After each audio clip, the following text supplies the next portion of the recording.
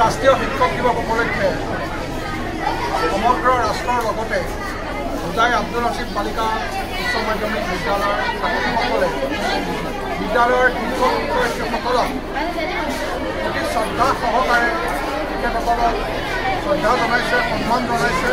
এক উলহ মালহৰ পৰিৱেশ, খুব সুন্দৰ অনুষ্ঠান তেওঁলোকে আয়োজন কৰিছে।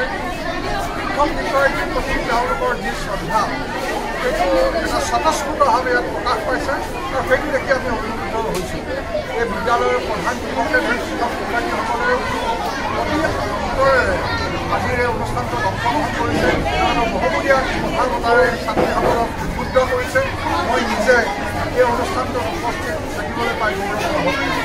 সকলোলৈকে ৰাষ্ট্ৰীয় শিক্ষক দিৱসৰ এই পবিত্ৰখনত মোৰ আন্তৰিক অভিনন্দন জনাইছোঁ।